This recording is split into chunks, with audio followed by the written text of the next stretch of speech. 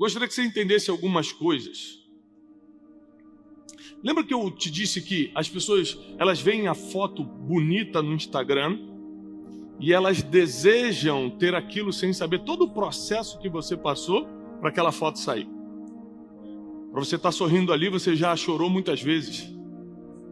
Para você estar falando para uma multidão, você já falou para pouquíssima gente. As pessoas te veem andando de avião e não sabem quantos ônibus você já pegou. Mas uma coisa que elas também não entendem é que todo resultado teve um início, teve um investimento de alguém. Você não consegue nada por si próprio, e aqui eu não estou falando só entre depender de Deus, mas pessoas que Deus coloca na sua vida desde a sua infância para formatar os teus resultados futuros, os frutos que você vai dar como árvore. E eu tive o privilégio de nascer em um berço cristão. E meu pai sempre introduziu a gente em ambientes onde o avivamento estava. E eu passei parte da minha infância e toda a minha adolescência em um ambiente que me formatou. Onde eu vi coisas acontecerem, onde eu vi sobrenatural acontecer, onde eu vi milagres chegarem. Hoje eu desfruto de alguns milagres na minha vida porque eu só dependo de Deus. Eu já passei por situações jurídicas, por exemplo, que o melhor advogado de São Paulo estava aqui no meu WhatsApp para eu resolver e eu preferi dobrar os joelhos ao invés de fazer uma ligação.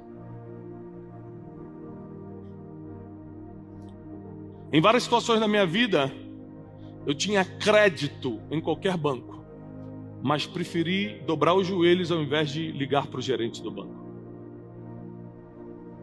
Por quê? Isso não é que eu tenho uma fé extraordinária e sou diferente, não. São os ambientes que você veio se inserindo ao longo da sua vida. No momento do desespero, você pensa muito rápido. E o que você vai pensar muito rápido? O teu cérebro vai produzir pensamentos que foram instalados na sua mente desde a infância. Então, eu estava morando nos Estados Unidos nos últimos anos. Meu filho Joaquim estava brincando de pular de sofá em sofá. E eu falei, Joaquim, para. Joaquim, para. Até uma hora que ele pulou de um sofá, calculou errado e caiu de cara no chão. Buf. Quando ele cai de cara no chão, eu pego ele no colo e ele desmaia. Ele tinha 2 aninhos. O desespero é muito grande. Tão grande que você está de pijama e já está saindo quase pelado na rua para correr para o carro para ir para o hospital. Você sabe como é que funciona. Mas nesse interim, eu me ajoelhei com meu filho no colo desmaiado e falei, Senhor, eu vou para o hospital porque é o que um pai tem que fazer, até para não ser julgado pelas pessoas. Mas eu sei que quem vai curar é você. Levanta meu filho. No caminho do hospital ele já foi acordando. Chegou lá, tivemos que fazer todo aquele processo de tomografia e tal. Graças a Deus não deu nada. Mas no momento do desespero você revela o que já estava dentro de você. É fé ou é covardia? É dúvida ou é ousadia? O que já está dentro de você, você revela. É assim que funciona. É por isso que quem tem filho aqui, quem tem filhos, você que tem filho, você precisa pagar um preço para expor os seus filhos em ambientes onde ideias divinas serão semeadas na mente deles. Isso vai determinar como eles vão decidir na adolescência, na juventude e na fase adulta. Os ambientes, eles inclusive criam constrangimentos. Por exemplo, existem lugares que eu vou hoje, que não é questão que tem pecado no lugar, mas tem algo que não tem a ver com a forma que meu pai me criou. Eu já fico constrangido mesmo aos 40 anos de idade e saio do ambiente. E por que o crente vive mais? Não é só porque ele teme a Deus, honra pai e mãe e prolonga os seus dias na face da terra. É porque ele não está em lugares onde as mortes acontecem. O crente não está no baile, o crente não está no bar onde as brigas, a facada acontece. Então os ambientes onde você foi inserido, eles determinam eles influenciam diretamente as suas decisões rápidas.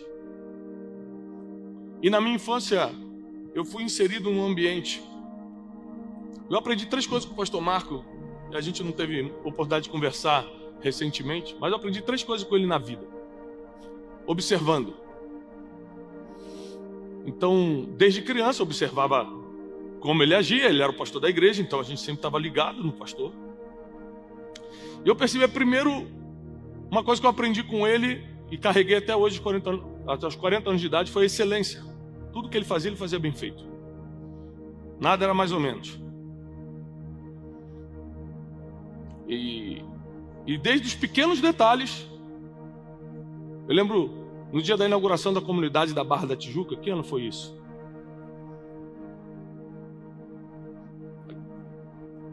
Não pode ter sido.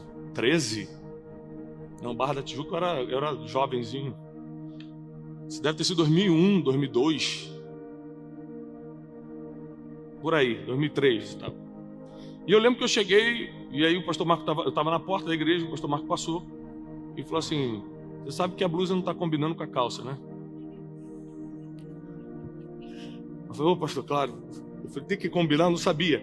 Então eu comecei a entender coisas, desde das mínimas coisas até as coisas mais sérias como o ministério, até excelência. Foi na comunidade da Zona Sul, aos 14 anos de idade, que eu recebi a primeira palavra profética de que eu faria o que eu estou fazendo. Estava pregando numa conferência de avivamento com o pastor Tim Bagwell, se não me engano. É isso? Tim Bagwell.